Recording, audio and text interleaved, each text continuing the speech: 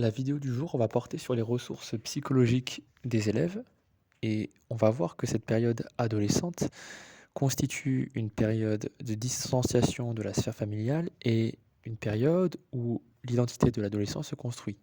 L'adolescent cherche à s'affirmer. L'image de soi, l'estime que l'individu peut se porter, est fragile et peut se voir déstabilisé en EPS. En effet, l'apprentissage en EPS et de manière générale est source de déstabilisation.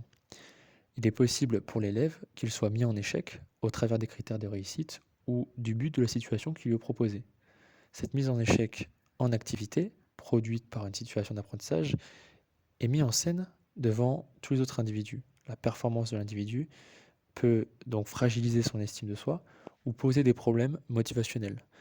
Il y a de réels enjeux quand on sait que l'EPS est une des seules activités, un des seuls temps où les élèves sont en situation d'activité physique, d'autant plus que la sédentarité est de plus en plus présente chez les jeunes, avec une culture numérique qui prend de plus en plus de place dans leurs loisirs, et aussi avec des moyens de locomotion qui sont plutôt tournés vers la sédentarité. L'idée, donc, dans cette vidéo, ça va être de présenter les buts de maîtrise et les buts de performance, de les distinguer, de revenir sur cette approche psychologique qu'on peut introduire en EPS et qu'on peut argumenter dans les copies en écrit 2. On va donc proposer cette distinction entre but de maîtrise, but de performance, en cherchant à la présenter la plus simplement possible, et aussi de présenter rapidement une illustration où on peut voir une approche qui oriente les élèves vers une motivation qui vise à les engager durablement, du moins dans les activités. Donc, en situation scolaire, par rapport à des contextes de classe collectifs, le but des élèves peut être de témoigner d'une compétence élevée aux autres. En ce sens, l'élève va chercher à montrer qu'il est plus fort. Ou on peut aussi dire que l'élève va chercher à éviter de paraître incompétent. Il va chercher à valoriser ses points forts et il va chercher à atténuer, à diminuer l'image aux autres de ses points faibles. Selon Sarrazin, en 1991, qu'on peut retrouver dans une collection pour l'action La motivation, il y aurait deux manières de se sentir compétent. 1. L'individu rechercherait, serait conditionné en quelque sorte, serait orienté par des buts de maîtrise. Le but recherché, c'est le progrès personnel. L'individu n'est donc pas en comparaison par rapport aux autres. L'individu, par rapport aux efforts qu'il aura à fournir, dans ce type d'orientation motivationnelle, il fournirait plus d'efforts face aux obstacles qui se poseraient à lui dans sa progression. Il développerait un sentiment de compétence à partir des efforts qu'il aurait fournis. Il y aurait donc un lien entre son sentiment de compétence et les efforts fournis donc dans l'activité. Les habiletés motrices sont, dans ce cas, considérées comme le fruit d'un travail. Distinction sur laquelle nous allons revenir directement avec les buts de performance. Les habiletés motrices, dans le cas de buts de performance, sont considérées comme innées. Ce sont un don.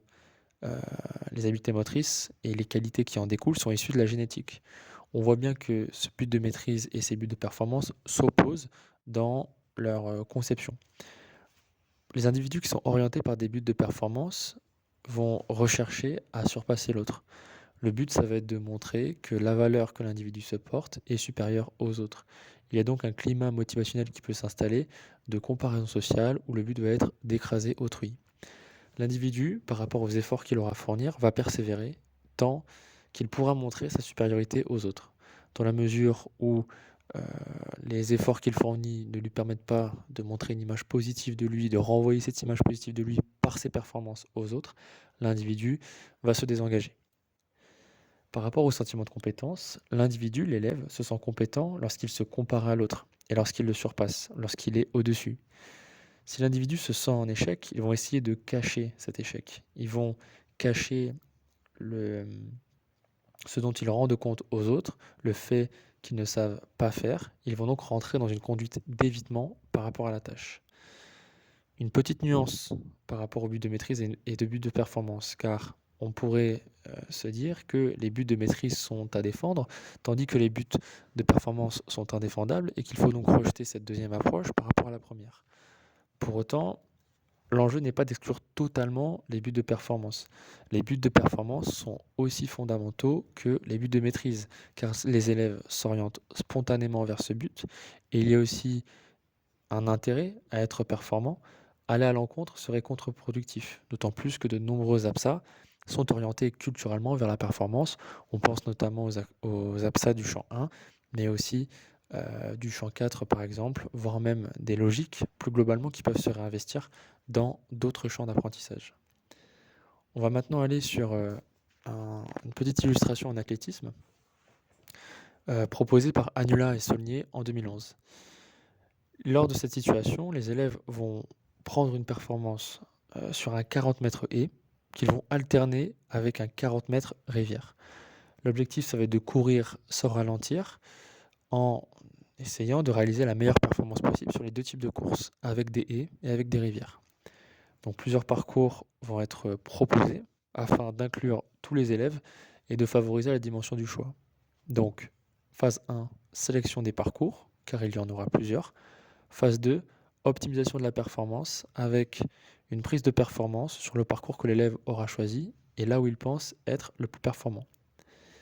Les performances sont prises sur le parcours de haies et sur le parcours de rivière. Il y a donc une addition des performances du parcours de haies et de l'autre en vue d'en faire une moyenne et de déterminer une performance cible. On pourrait aussi raisonner avec un nomogramme où il y aurait deux colonnes avec la performance sur la course de haies, la performance sur la course de rivière et une performance cible qui résulterait de la ligne tracée entre les deux colonnes. À partir de cette performance cible, les élèves auront un objectif à atteindre durant la séquence d'apprentissage. L'évaluation se ferait au fil de la séquence et la note serait attribuée en fonction de l'écart avec la performance cible.